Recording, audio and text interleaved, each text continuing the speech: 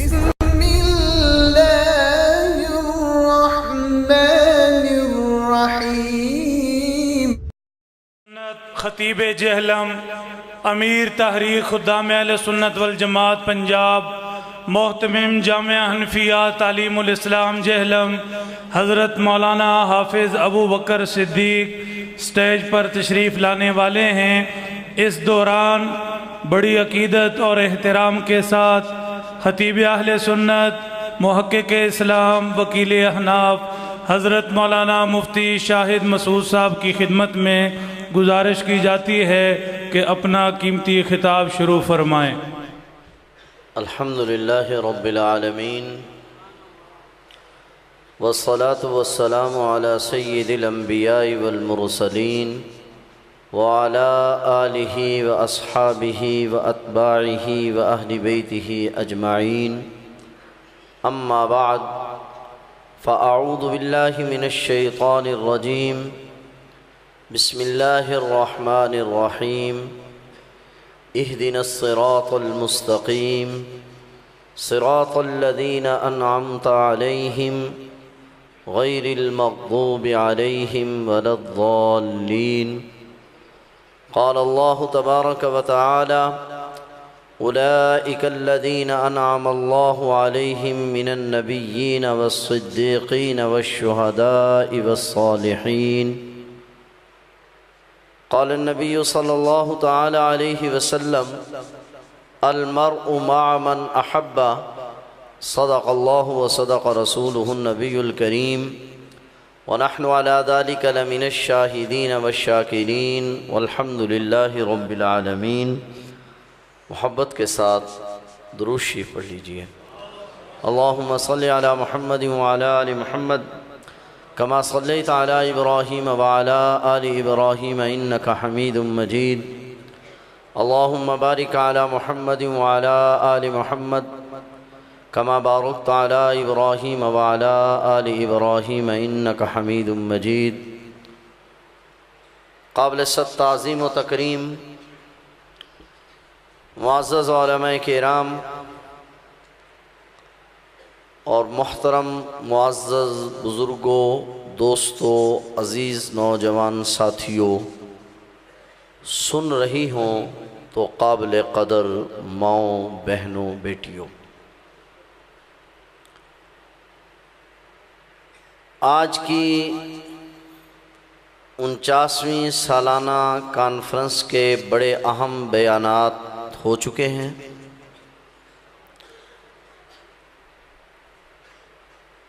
اور سٹیج پر مخدوم و مکرم حضرت مولانا علامہ عبدالجبار سلفی صاحب دامت برکاتہم تشریف فرما ہیں، اور ابھی بھائی رشیدی صاحب کی اطلاع کے مطابق ہمارے مخدوم و مخدوم زادہ حضرت مولانا ابو بکر صدیق صاحب بھی جلوہ افروز ہونے والے ہیں۔ اس سالانہ اجتماع میں حاضری کا اصل مقصد تو اپنے اکابرین کے خدمت میں آئندہ سال کی ہدایات کا حاصل کرنا ہوتا ہے، جس کے لیے ہم اور آپ سب حاضر ہوتے ہیں۔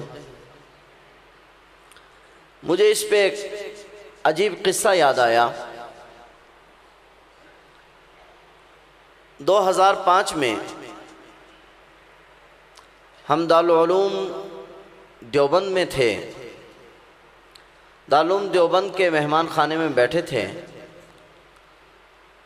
اکابر علماء بہت سارے مشائخ موجود تھے، تو میں نے حضرت مولانا ارشد مدنی صاحب دامت برکاتہم، حضرت مولانا عبدالحق صاحب رحمہ اللہ تعالی، حضرت مولانا مفتی ظفیر الدین صاحب رحمہ اللہ تعالی، دیگر اکابرین سے ایک گزارش کی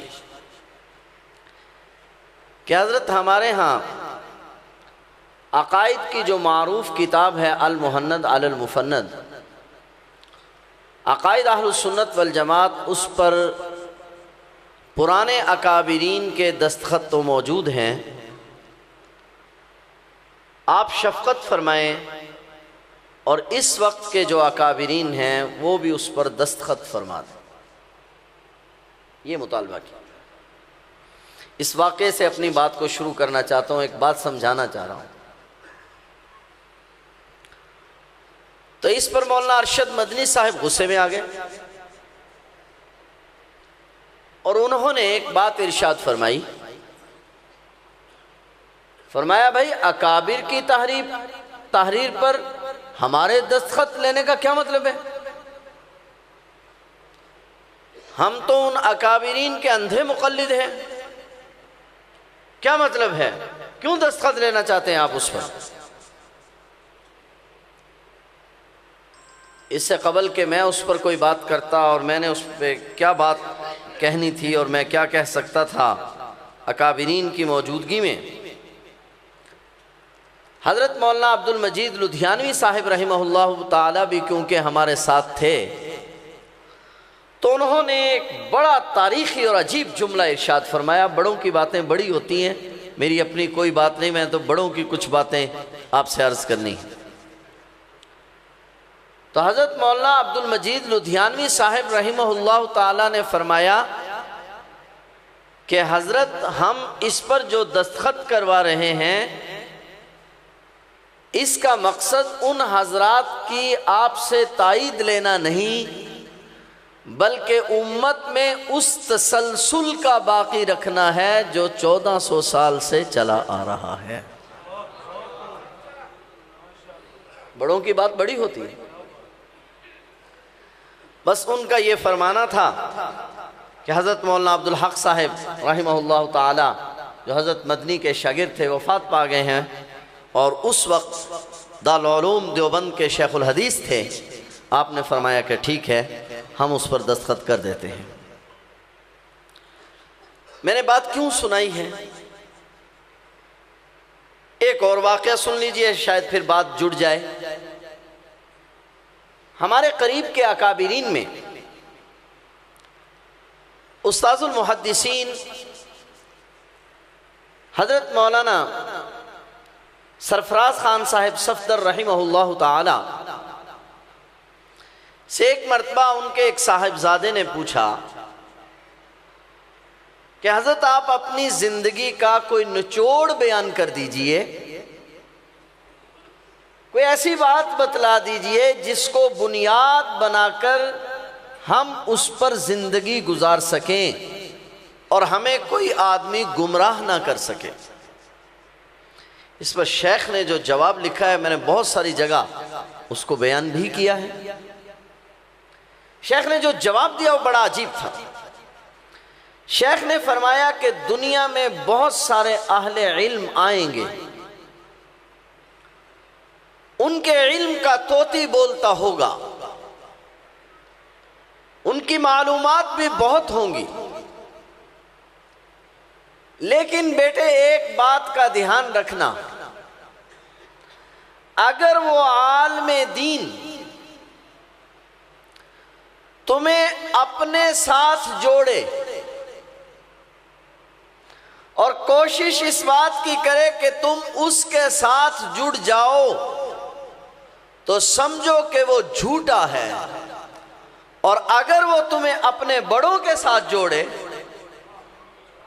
بات سمجھ رہے ہیں؟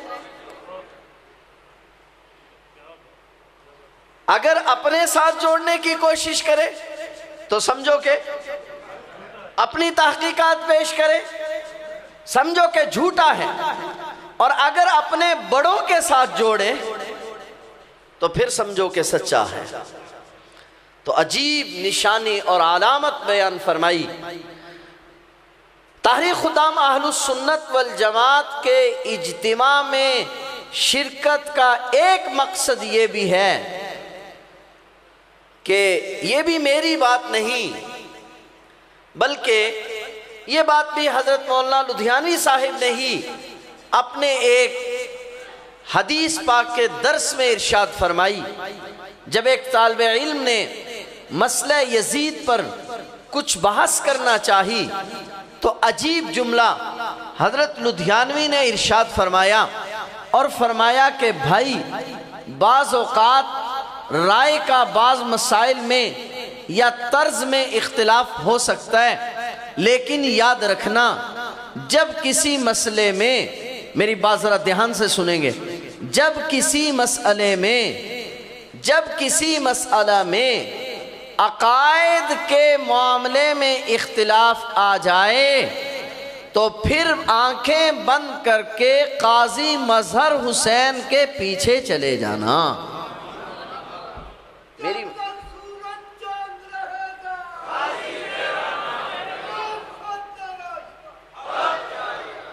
میں اپنی بات نہیں کر رہا، میں یہ کہہ رہا ہوں کہ خدام اہل السنت والجماعت کے اجتماع میں آنے کا ایک مقصد یہ ہے کہ ہمارا نام اس لڑی میں آ جائے، اس تسلسل میں آ جائے جو تسلسل 1400 سال سے آج ہم تک پہنچا ہے، اور ہم محض حسن ظن نہیں بلکہ دلائل کی بنیاد پر، محض حسن ظن نہیں، کسی کی خوشنودی مقصود نہیں، بلکہ دلائل کی بنیاد پر یہ بات کہہ سکتے ہیں کہ عقائد و نظریات میں جو نظریہ صحابہ کرام رضوان اللہ تعالی عنہم اجمعین سے، امام اعظم ابو حنیفہ اور اکابرین امت سے ہوتا ہوا مجدد الف ثانی تک پہنچا، مجدد الف ثانی سے حضرت شاہ ولی اللہ اور حضرت شاہ ولی اللہ سے حضرت شیخ الہند سے ہوتا ہوا حضرت تھانوی اور حضرت مدنی تک پہنچا۔ عقائد و نظریات میں اس کی صحیح تعبیر کا نام قاضی مظہر حسین ہے۔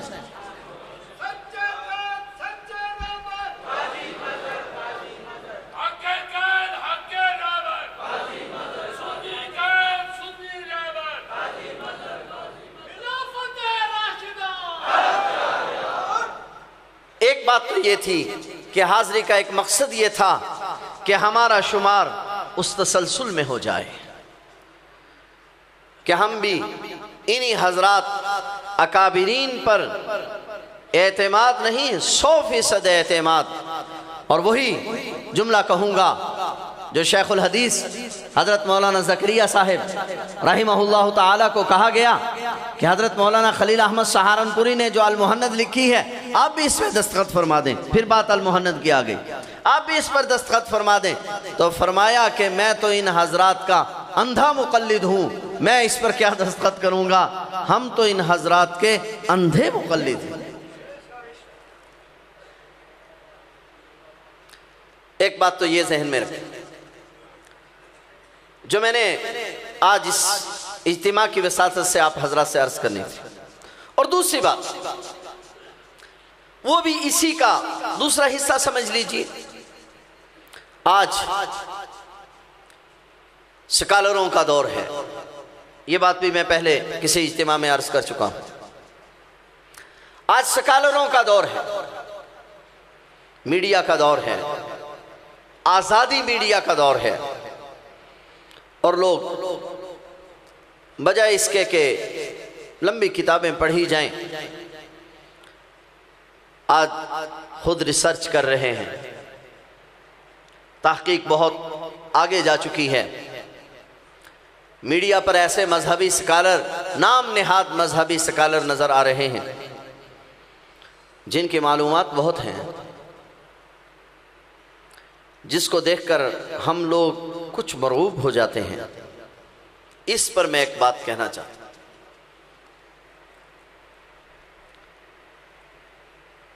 سیدنا عبداللہ ابن مسعود رضی اللہ تعالیٰ عنہ صحابی رسول ہیں. آپ فرماتے ہیں کہ جب تم نے کسی سے کوئی بات معلوم کرنی ہو تو پہلے اس سے پوچھ لیا کریں، اس کا شجرہ نسب معلوم کر لیا کریں، اس لیے کہ ایک زمانہ ایسا آئے گا قیامت کے قرب میں جب لوگ شیاطین انسان دعویٰ کریں گے اور بات کریں گے احادیث کی اور اخبار کی، اور وہ جہنم کی طرف بلائیں گے. اس لیے سوال کر لینا کہ بیان کرنے والا کون ہے، شجر نسب کیا ہے، اس کا باپ کون ہے. لمبی بات ہے، میں صرف اس کا ایک خلاصہ کے طور پر الفاظ نقل نہیں کر رہا، صرف اس کا خلاصہ عرض کر رہا ہوں. سوال یہ ہے کہ اس پوچھنے سے کیا حاصل ہوگا. فرمایا جس سے تم بات لے رہے ہو اس کے بارے میں پہلے معلوم کر لیا کرو. شجرہ نسب معلوم کرنے کا مطلب یہ ہے کہ معلوم کر لیا کرو کہ علم کہاں سے حاصل کیا ہے. اس لیے کہ یاد رکھنا، میں پہلے بھی یہ بات بارہا عرض کر چکا ہوں، ایک ہے معلومات، ایک ہے علم، دونوں میں فرق ہے. اور یہ بھی میں نہیں بیان کر رہا، قاری طیب صاحب رحمۃ اللہ علیہ نے لکھا ہے. کیونکہ بھئی ہم تو چھاپا فروش ہیں، چھاپا فروش. ہمارا کام تو صرف آواز لگانا ہے. اکابرین کی باتیں عرض کر رہے ہیں تاکہ تعلق ہمارا جڑ جائے.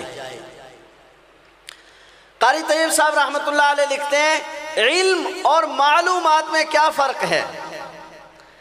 فرماتے ہیں معلومات ان کو کہتے ہیں جس کے لیے سند ضروری نہ ہو، اور علم اس کو کہتے ہیں جس کے لیے سند ضروری ہو. علم وہ ہے جو جناب رسول اللہ صلی اللہ علیہ وسلم کے قلب اطہر سے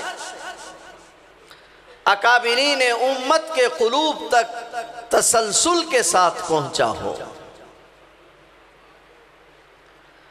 وہ علم ہے. کیوں؟ کیونکہ علم اللہ کا نور ہے. اس کو دو دلیلوں کے ساتھ وضاحت کر کے اجازت چاہتا ہوں. ایک واقعہ بھی سنایا کرتا ہوں، پہلے بھی شاید کئی بار سنایا. عیسیٰ علیہ السلام کے بارے میں ہے کہ چھوٹے بچے تھے، قاری طیب صاحب نے نقل کیا ہے، پڑھنے کے لیے گئے. استاد نے کہا بیٹا پڑھو الف. عیسیٰ علیہ السلام نے عرض کی جی حضرت وہ الف کیا ہوتا ہے، کیا معنی ہے الف کا؟ شیدی صاحب روزے چاہوں گا، ارے کیا معنی ہے الف کا؟ تو استاد محترم جو تھے وہاں انہوں نے فرمایا کہ بیٹا الف کا کوئی معنی نہیں ہوتا. عیسیٰ علیہ السلام آگے نبی تھے، کہا کہ استاد محترم میں نہیں پھر وہ حرف پڑھنا چاہتا جس کا کوئی معنی ہی نہ ہو، میں نہیں پڑھتا وہ لفظ. استاد ذرا پریشان ہو گیا، کہا کہ بیٹا الف کا بھی کوئی معنی ہوتا ہے؟ کہا جی. کیا معنی ہے؟ کہا جی معنی تو میں بتلا دیتا ہوں پر ایک شرط ہے. کیا شرط ہے؟ کہا حضرت شرط یہ ہے کہ آپ میری جگہ پر آ جائیں اور میں آپ کی جگہ پہ آ جاؤں. قاری صاحب لکھتے ہیں کہ معنی ہی بتلانا تھا تو وہاں بیٹھ کر بھی تو بتلایا جا سکتا تھا. بھی معنی ہی بتانا ہے تو وہاں بیٹھ کر بھی تو بتلایا جا سکتا ہے، وہاں کھڑے ہو کر بھی تو بتلایا جا سکتا ہے. کہا بتلایا تو جا سکتا تھا مگر عیسیٰ علیہ السلام ایک مسئلہ بتلانا چاہتے تھے کہ اللہ کا نبی پڑھنے کے لیے نہیں پڑھانے کے لیے آتا ہے، اس لیے وہاں بیٹھنا چاہتے ہیں۔ وہاں بیٹھ گئے، استاد اٹھ کے وہاں چلا گیا۔ استاد تو ابھی بنا نہیں کیونکہ کچھ پڑھایا تو ہے نہیں۔ تو اب عیسیٰ علیہ السلام نے لفظ الف سے اللہ کی وحدانیت بیان کرنا شروع کی۔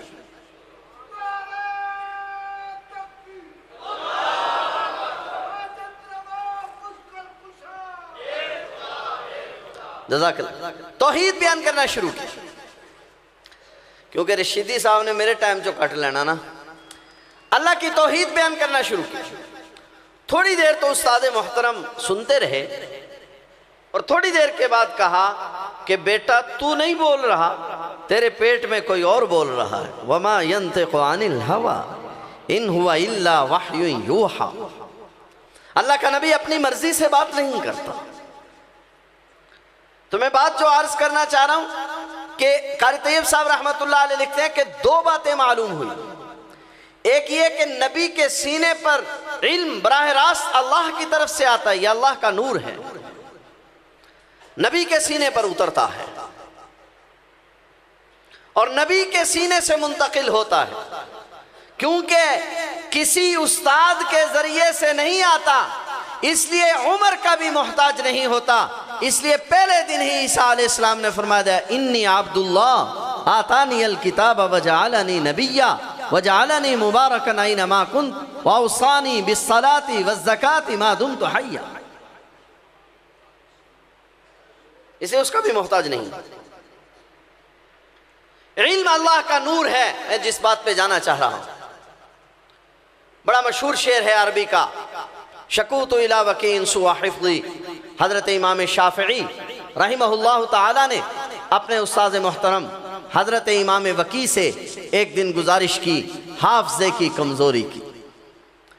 شکوت الی وکیع سوء حفظی فاوصانی الی ترک المعاصی۔ میں نے اپنے استاد سے اپنے حافظے کی شکایت کی تو انہوں نے مجھے گناہوں کے چھوڑنے کی وصیت کی۔ کیوں؟ فاوصانی الی ترک المعاصی، انہوں نے کہا گناہ چھوڑ دیجئے۔ کیوں؟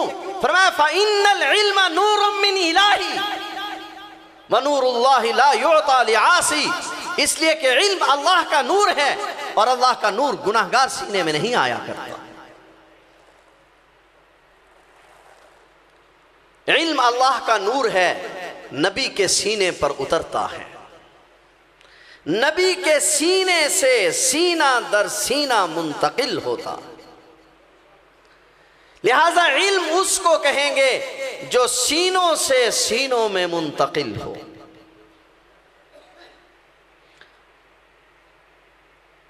آج کسی سے مسئلہ پوچھنے کے لیے پہلے یہ جاننا ضروری ہے کہ اس کی سند کا تسلسل ہے یا نہیں،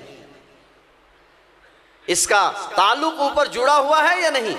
تعلق جڑا ہوا ہے تو قبول کیا جائے گا، اور تعلق نہیں جڑا ہوا تو معذرت کر لی جائے گی۔ اس پر جب ہم یہ بات کرتے ہیں تو کئی قسم کے اشکالات ہم پر کیے جاتے ہیں۔ ایک اعتراض یہ بھی کیا جاتا ہے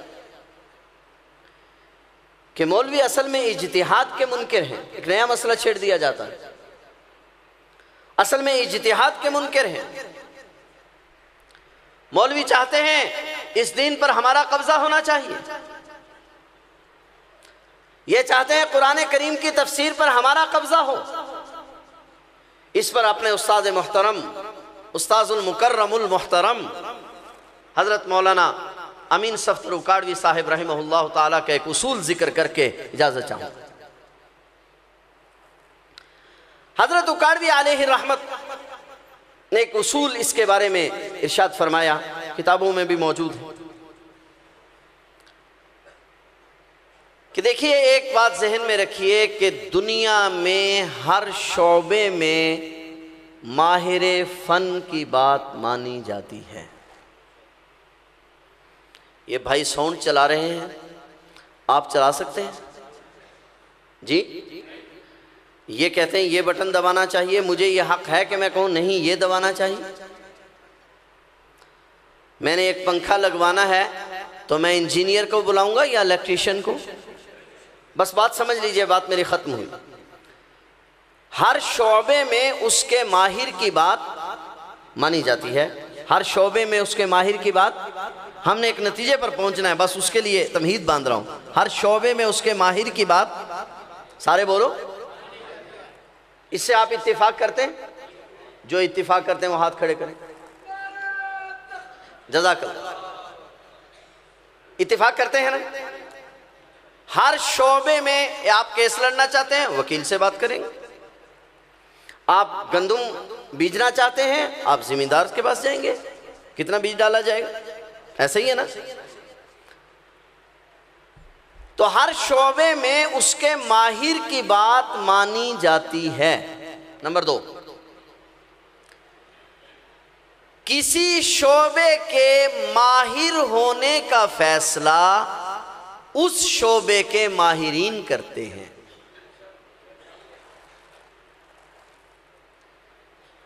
ڈاکٹر کو پتا ہے قابل ڈاکٹر کون ہے، انجینئر کو پتا ہے انجینئر کون ہے، انجینئر کا امتحان انجینئر ہی لے گا نا، کیا خیال ہے؟ ہر شعبے کے ماہر ہونے کا فیصلہ کون کرتے ہیں؟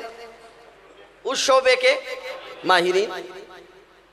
نمبر 3، ماہر سے اختلاف تو ہوتا ہے مگر ماہر سے اختلاف کا حق ماہر کو ہوتا ہے۔ ڈاکٹر سے ڈاکٹر اختلاف کرے، انجینئر سے انجینئر اختلاف کرے، جج سے جج اختلاف کرے، ماہر کے مقابلے میں اناڑی کو اختلاف کا کوئی حق نہیں۔ تو 3 باتیں ہو گئی۔ ہر شعبے میں بات کس کی مانی جاتی ہے؟ ماہر کی۔ ماہر ہونے کا فیصلہ، اس پہ حضرت تھانوی نے ایک لطیفہ بھی لکھا ہے۔ لطیفہ بڑا عجیب ہے، بات ذرا سمجھنا آسان ہو جائے گی۔ ایک بادشاہ صاحب تھے اور انہوں نے آدمی بھیجا حجام کے پاس کہ میں نے خط کروانا ہے، حجام کو بلا کر لاؤ۔ تو حجام کو بلانے کے لیے جو ملازم گیا تو وہ تاخیر سے واپس آیا، اتنی دیر میں بادشاہ سلامت سو چکے تھے۔ جب واپس آیا تو واپس آ کر دیکھا کہ بادشاہ تو سو گیا۔ اب وہ بیچارہ حجام پریشان ہو گیا کہ اگر بادشاہ اٹھ گیا تو بڑا کام خراب ہوگا، میں تاخیر سے پہنچا ہوں۔ اس نے چوکیدار کی منت سماجت کی اور کہا کہ مجھے اندر جانے دو، اور بادشاہ جو ہے وہ سویا ہوا ہوگا اور میں اس کا خط کر دوں۔ اس نے کہا جناب اگر بادشاہ اٹھ گیا نہ میری خیر نہ تیری خیر، کہ نہیں اس کا میں ذمہ دار ہوں، بادشاہ کو اٹھنے نہیں۔ بہرحال قصہ مختصر، وہ اندر گیا اور اس نے بادشاہ کا خط کر دیا، اور اتنی مہارت سے کیا کہ بادشاہ سوتا رہا اور یہ خط کر کے واپس۔ تھوڑی دیر کے بعد جو بادشاہ کی آنکھ کھلی تو بادشاہ نے کہا کہ خط دیکھا کہ اس کا خط ہویا ہوا ہے۔ بڑا حیران ہوا، اس نے کہا میرا خط کیسے ہو گیا، کس نے کر دیا؟ اس نے کہا حضور مجھے معافی دے دیں، میں نے وہ اس بیچارہ بڑی منت کر رہا تھا اور میں نے اس کو اجازت دے دی۔ بادشاہ بڑا خوش ہوا، کہا بلاؤ اس کو۔ بلا لیا۔ بادشاہ بڑے بادشاہ ہوتے ہیں، کیا کہہ رہا ہوں؟ بادشاہ بڑے بادشاہ ہوتے ہیں۔ حضرت ابھی بات کر رہے تھے کہ بادشاہتیں چلی جاتی ہیں اور ہم یہی ہیں۔ مجھے اس پہ ایک قلندر کا ایک جملہ یاد آ رہا تھا، یاد ہے آپ کو؟ ایک زمانہ تھا جب سکندر مرزا نے کہا تھا، یاد ہے؟ بڑی عمر کے حضرات کو یاد ہوگا۔ سکندر مرزا نے کہا تھا میں نے ایک چاندی کی کشتی بنوائی ہے، اس میں ملاؤں کو ڈالوں گا اور ملاؤں کو بٹھا کر کالے پانی میں لے جاؤں۔ یاد ہے اس وقت ایک قلندر نے ایک جملہ کہا تھا، مجاہد ختم نبوت حضرت مولانا غلام غوث ہزاروی رحمہ اللہ تعالی نے اس وقت ایک بات کہی، کہتا ہے کہ میں مولویوں کو لے جاؤں گا چاندی کی کشتی میں بٹھا کر اور کالے پانی میں ڈالوں گا۔ کہا جناب سکندر مرزا صاحب سنو، تمہیں اس ملک میں مرنا نصیب نہیں ہوگا۔ پھر بولا قلندر، کہا سکندر مرزا تمہیں اس ملک میں دفن ہونا نصیب نہیں ہوگا۔ پھر بولا، کہا سکندر مرزا تجھے دنیا کی کوئی زمین قبول نہیں کرے۔ قلندر ہرچے گوید دیدہ گوید، قلندر نے جو کہا، مرزا سکندر لندن میں مرا، اس کو وہاں امانتاً دفن کیا گیا۔ پھر اس کی لاش کو نکال کر ایران میں لے جا کر دفن کیا گیا۔ ایران میں جب انقلاب آیا اس کی لاش کو نکال کر جلا دیا گیا۔ بات سمجھ رہے ہیں؟ بادشاہ بڑے بادشاہ ہوتے ہیں، اس سے یاد آ گئی تھی۔ تو بادشاہ نے کہا اس کو بلاؤ، بلایا گیا، اعزاز و اکرام کیا، انعام دیا اور کہا کہ آج کے بعد تمہیں راجہ صاحب کہا جائے گا، اور آج کے بعد ہم تمہیں ماہر قرار دیتے ہیں، اور آج کے بعد تمہیں ایوارڈ دیتے ہیں کہ تم اس کے ماہر ہو۔ بڑا خوش ہوا اور خوشی خوشی وہ ایوارڈ لے کر اپنے گھر گیا، بیوی کو دکھایا، کہا کیا مسئلہ ہے، کیوں اتنا مست ہو رہا ہے؟ کہا کہ آج تمہیں پتہ ہے کہ بادشاہ نے مجھے ماہر قرار دے دیا ہے، اور بادشاہ نے مجھے ایوارڈ دیا ہے، اور کہا کہ آج کے بعد تمہیں راجہ صاحب کہا جائے گا۔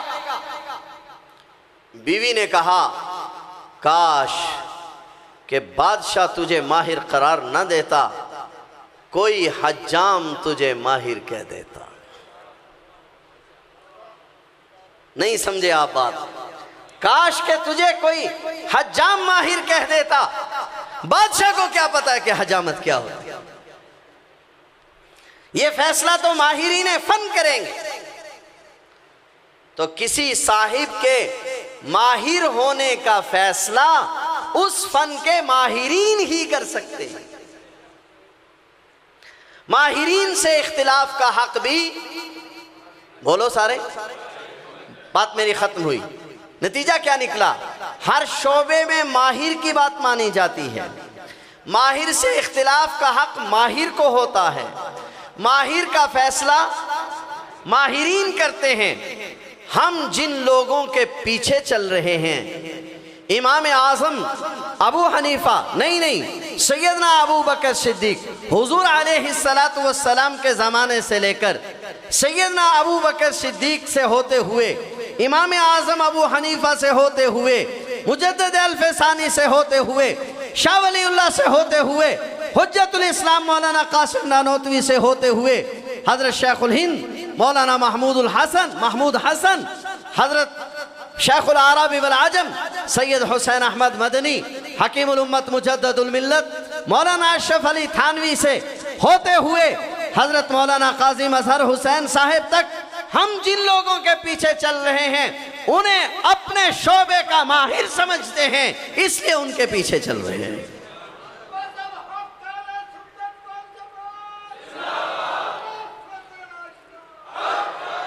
اب رہا جن کو ان کے مقابلے میں پیش کیا جا رہا ہے،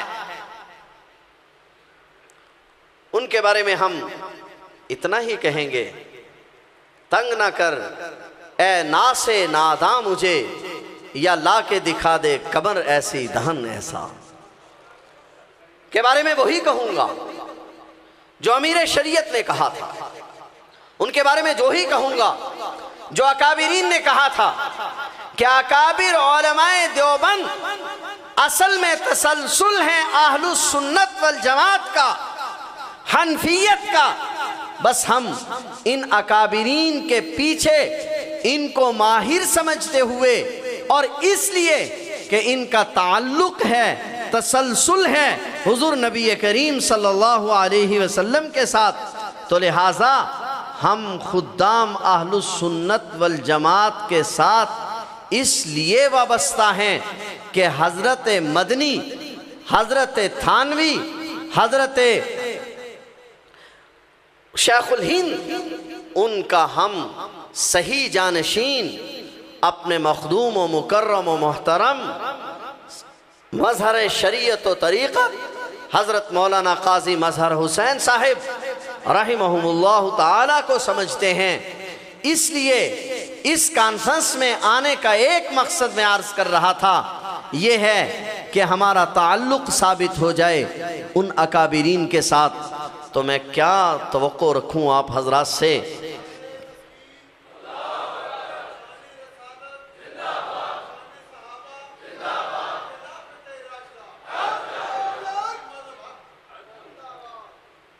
تقریر میری ختم ہوئی، میں پوچھنا یہ چاہتا ہوں کہ کیا ہم ان اکابرین کے ساتھ ہی وابستہ رہنا چاہتے ہیں؟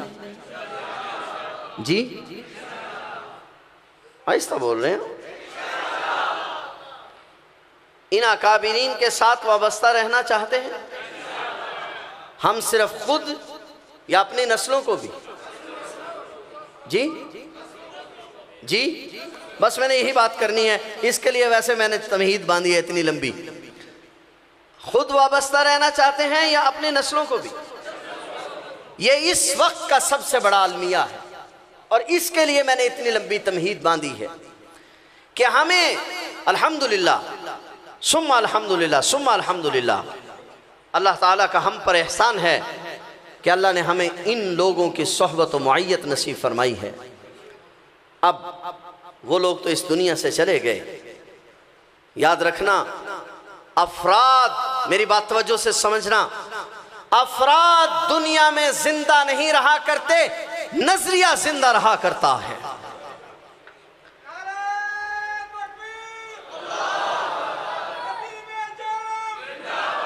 انشاءاللہ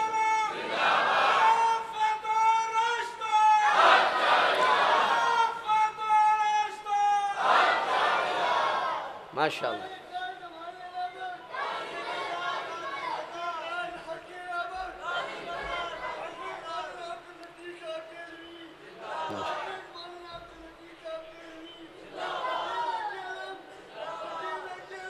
ماشاءاللہ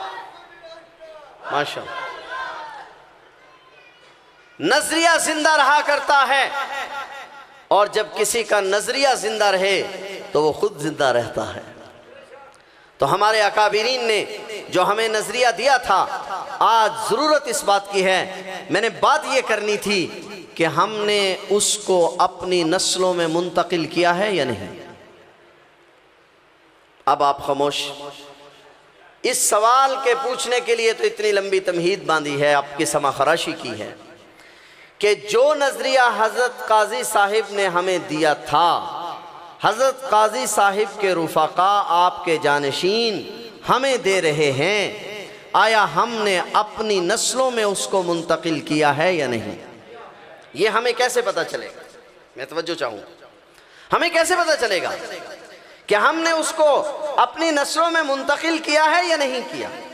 اس کا پتہ لگانے کا ایک ہی ذریعہ ہے کہ جس طرح ہمارے باپ دادا اس تحریک کے ساتھ چمٹے ہوئے تھے کہ حضرت کی ایک آواز پر ہم اپنا سب کچھ قربان کرتے تھے، اگر تو آج ہم حضرت کے صاحبزادے جماعت کے امیر محترم کی آواز پر اسی طرح لبیک کہہ رہے ہیں، جس طرح کل ہم حضرت کو بلا کر اپنی نسلوں میں اپنے اکابرین کے عقائد کو چلا رہے تھے، اگر تو آج ہمارا معمول وہی ہے تو پھر ہمیں اطمینان ہے کہ ہماری نسلوں میں ہمارے عقائد و نظریات منتقل ہو رہے ہیں، اور اگر خدا نخواستہ ہم آج اس نظریے کو چھوڑ بیٹھے ہیں یا آج ہمارے اندر وہ چستی اور ہمت نہیں رہی، تو پھر یاد رکھنا آپ کا وقت تو گزر جائے گا مگر آپ کی نسلیں اس بات سے محروم ہو جائیں گی۔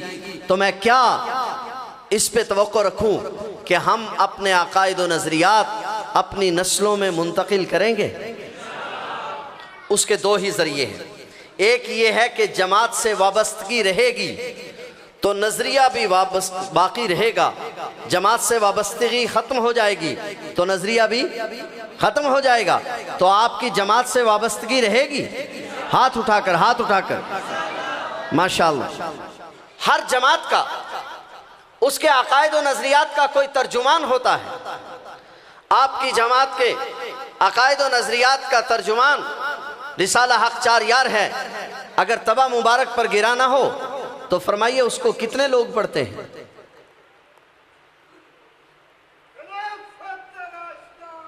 ماشاءاللہ۔ اب ذرا غور فرمائیں، جب ہم رسالے کو پڑھنے والے اتنے تھوڑے ہیں تو نظریہ کیسے منتقل ہوگا؟ تو آپ وعدہ کریں کہ ہم سب انشاءاللہ اس رسالے کو پڑھیں گے جی؟ اب انشاءاللہ ذرا ڈھیلی ہو رہی ہے، کیا مسئلہ ہے؟ پڑھیں گے ہاتھ اٹھا کر؟ مول لے کر پڑھیں گے یا کسی سے فری حاصل کریں؟ ماشاءاللہ۔ تو میں توقع رکھوں گا کہ اپنے ان عقائد و نظریات کو اگلی نسلوں میں منتقل کرنے کے لیے جماعت سے ہم وابستہ بھی رہیں گے، اور اپنا مجلہ جو ہے اس کو بھی پابندی سے پڑھیں گے۔ پیوستہ رہ شجر سے اور امید بہار رکھ۔ آخر دعوانا